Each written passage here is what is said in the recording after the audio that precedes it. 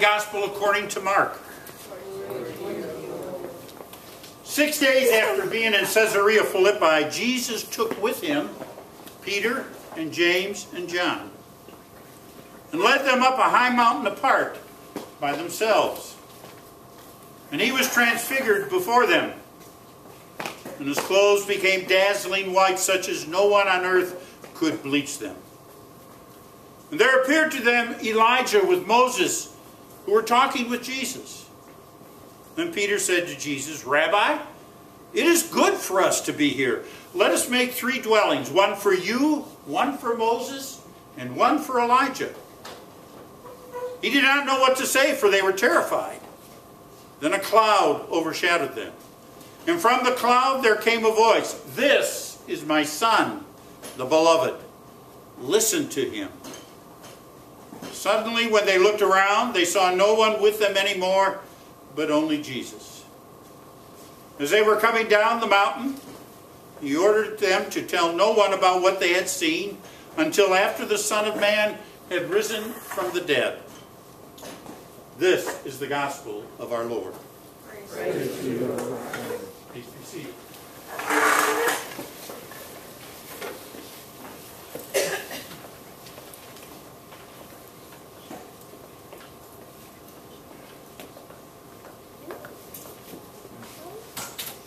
Every year on this Sunday, we hear the story of the Transfiguration. It's the last Sunday of Epiphany. And there's some reasons for it, I guess, with the church year. To begin with, Epiphany is the season in which Christ is manifested to the world. The light of the world has come to be with us. And there's no greater light than the Transfiguration Sunday. And also, it is the Sunday before Lent. And so the church, in the fathers, in their wisdom, has placed this just before Lent, so that we can be reminded of the glory of God as we enter this holy Lenten season. That's why the church has done all this and scheduled it. Last year it was Matthew, this year it's Mark, and next year it will be Luke. However, when you read the text, one might ask, what is this really all about? The story took place before Jesus' crucifixion, so there was no church. And if you take it about 40, 50 years after when this story was written, I'm sure the church had not developed an Epiphany season yet or a Lenten season, and there was no schedule for when readings took place. In fact, this was the first gospel reading, so it wasn't even being read from the gospel or from the pulpit. So what's it all about? You look at the story, and beforehand, at least in Mark, Jesus is walking along Galilee, proclaiming the gospel and declaring that the reign, the culture of God is drawing near. Change your way of thinking, trusting God. And they get to Caesarea Philippi. And that's when Jesus asks his disciples, who do the people think he is? And Peter eventually says, you are the Messiah. Jesus says, don't tell anyone. And then he says, but I must suffer and die. Peter rebukes him. Jesus calls him Satan. And then he says 3 critical things. You must die to self, pick up your cross, lose your life for the sake of the gospel, and follow me. And then 6 days after, he goes up the mountain. This story takes place, he comes down the mountain, and then he goes on. And in the Gospel of Mark, which is a short gospel, 2 chapters later, he enters Jerusalem. And 2 chapters after that, the Passion story starts. So what's this all about? Going up a mountain, coming down, and then just continuing his journey. And as you look at it, you also might say, what's it about with Elijah and Moses? Well, I've always been told Moses represented the law, Elijah the prophets. Both of them have no report of their death and where they're buried, and so they are now with Jesus talking to them. And the other part that some pastors have used humorously is that Peter's so terrified he doesn't know what to say, so he says, let's put 3 shrines up here so that we can honor you 3. Well, think about it. If you had gone up that mountain with Jesus, and Jesus had turned into glistening white, would you know what to say? I don't know what I'd have said, but there'd probably been a couple deletive expletives in there as I watched him change. But in the midst of that, there are things we can think about. First of all, out of the cloud, God speaks. And he spoke out of the cloud once before at Jesus' baptism. At that time, he talked to Jesus and said, you are my son, my beloved.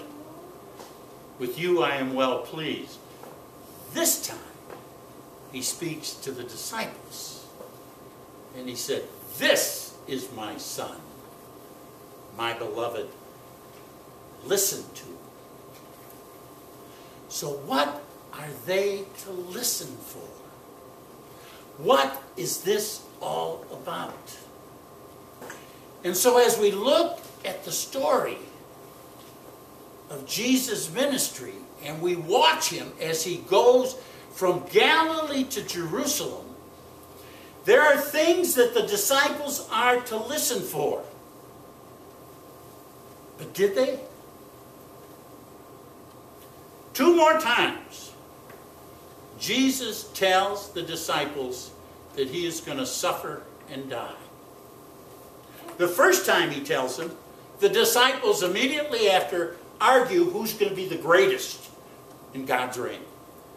I don't think they were listening too hard. The next time he says it, James and John, you know, the 2 guys up the mountain who saw him in golden white, come up to him and say, we want a favor from you. When you get to your kingdom, we want to be on your left side and your right. We want the power. I don't think they were listening. And they certainly hadn't been listening, because when he was arrested, they ran like scared rabbits. It wasn't until after the resurrection and after the Spirit empowered them that they really started to listen. So what is this all about? Well, the baptism, to begin with, if you've heard me say, is not an event. It's a way of life. We come to this font to be baptized, but then we live the baptized life. We walk wet in the presence of God, in the presence of Jesus. The Transfiguration might have been an event, but it is also something that is constantly to be remembered in our life. The crucifixion is not just an event. It's a way of life. And I know there are denominations who don't honor, don't look at Lent, or don't look at Good Friday or Holy Week. They go right to the resurrection. Because in my estimation, they look at Good Friday as just something that happened once and for all. It's done with. We never have to think about it again. And to give you an idea, in my first call, I went to a nursing home quite often. And there was an elderly woman who was dying. And I went this one week during Lent to visit with her. And on the other side of the bed was a woman from a mainline denomination. And in anger, she looked at me because during Lent, I will wear a crucifix. What are you doing with Jesus on that cross? That cross is empty, she told me. And I said, it always wasn't. And you will hear me say, probably during Lent, there is no Easter without Good Friday. There is no resurrection without a crucifixion. There is no empty tomb without a cross. You can't separate it. And so the resurrection was not an event either. It's a way of life. Now, one of the things I think happened is God's pretty smart. He knows human beings. He knows how they react. He knows what they think. And so he glorified Jesus on that mountain for those three disciples to show them the glory that humanity understood. The brightness and all the spectacularness of a transfiguration. The true glory of God was on that cross when Jesus died. The true glory of God was on that cross when we came to realize just how much God loved us. The true glory of God was on that cross to show what the man would do in self-sacrifice so that we could be one with God. Now, to help us understand the difference between an event and something that is more than an event, let me give you an example which may be a little weak one, but I hope it helps. On September 11th, 2001, many of us saw two airplanes collide into the World Trade and those two buildings disintegrate before our eyes. That was on 9/11, 2001. And yet, that event has changed our lives forever. Because we no longer think the way we used to think. We're afraid at times. We know we're not safe in this country, protected by two oceans. We know that people could destroy us. Just think if that has affected us so tremendously, what can a human being who is also God affect humanity and the world for all time to come as he hung from that cross so that we could be one with God, not out of any display of power, but out of a display of grace, mercy, and love.